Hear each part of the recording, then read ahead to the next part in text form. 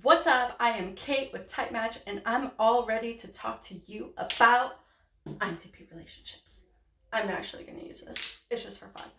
But INTP relationships are super important to talk about because INTPs have among the hardest time finding and getting into relationships. And this is because relationships for INTPs can be very complicated. Um, they want to be desired, they want somebody to be direct with them, but INTPs also enjoy the chase. They enjoy like the mystery, wondering about the person. INTPs can be a little bit coquettish. They like to just like play the game and flirt a little bit at the beginning, like, do you like me? Do I like you? Are we doing this kind of thing? But at the same time, they want to know that the other person desires them. And I'm sorry to say it, INTPs, you guys can be a little bit awkward when it comes to flirting. And this is because the FE inferior. And INTPs, like, they feel a little bit insecure regarding the feelings of another person. They want to know for sure, like, does this person actually like me? It has to make sense to them that you like them. You can't just go up to an INTP and say, I like you, because they're either going to say or they're just going to wonder in their head, like, why? And it's not an insecure thing. It's just because everything has to make sense to them. You have to like show your rationale to them, like, you're the reasons that I like you. And then they're like, oh, okay, we're good then. It makes sense that you like me. You're that type of person who would like what I've got.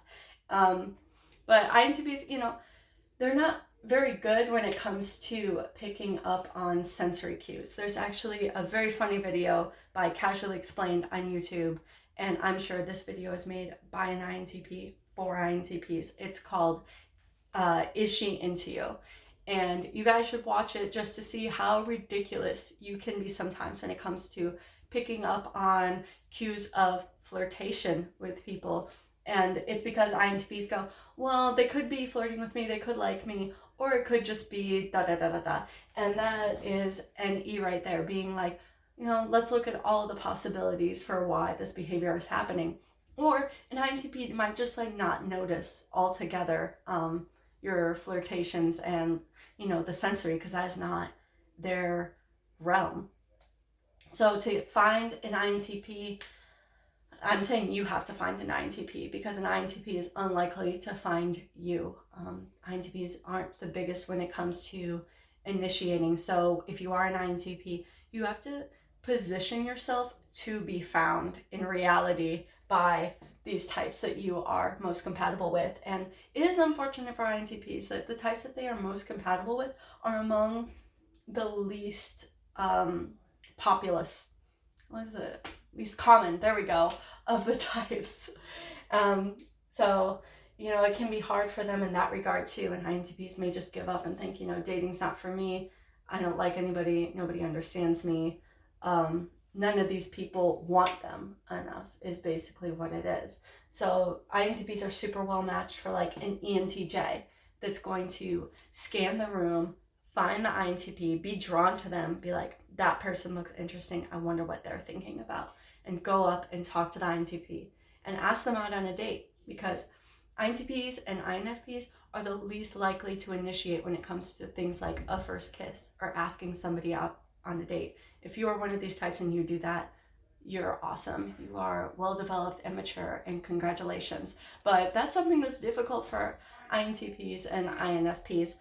So they need someone who's like super direct and knows what they want and is going to go up to them and be like, hey, I want to take you on a date and I've got a plan for it. So the INTP is just like, you know what? It makes sense. This person likes me. We can go out and we can talk about like interesting concepts and theories. I can be very logical with them. I don't have to worry about hurting their feelings because I have FE inferior and I'm afraid of how I'm making the other person feel.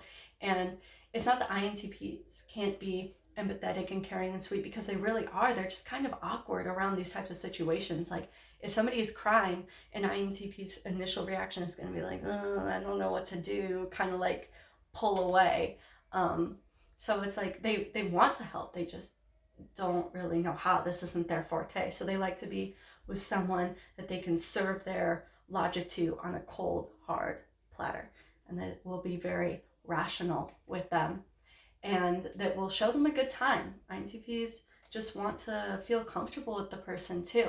So if you take them out and you've got a plan, INTP's like, man, this is fantastic. I can just show up, be myself, and I'm going to have a good experience. You know, INTPs, they're complex, but they're also like simple puppies, you know? They just want food and maybe some wine or beer if they're old enough, and to sit on a comfy couch. um, so they're super intelligent, super complex, but also just treat them like cute little puppies and make them comfy, and they will love you for it. So these are the top matches for INTP. Number 1, ENTJ is going to go up, take charge, be super rational. INTPs are attracted to this. And then number 2, INTJ, also super compatible, but INTJs are a little less comfortable with like initiating with the INTP, and that's what the INTP really needs in their life. And then 3, INFJ, and 4, ENFJ. I switched the INFJ and ENFJ because these two can kind of rub each other the wrong way, in terms of like the ENFJ can make the INTP feel like they aren't empathetic or socially aware or caring enough, and the INTP can make the ENFJ feel sometimes like they aren't logical or smart enough. And it's not that ENFJs aren't intelligent. They can be very intelligent, just like any other type, but INTPs have a way of just like hitting them and making them feel like they're not.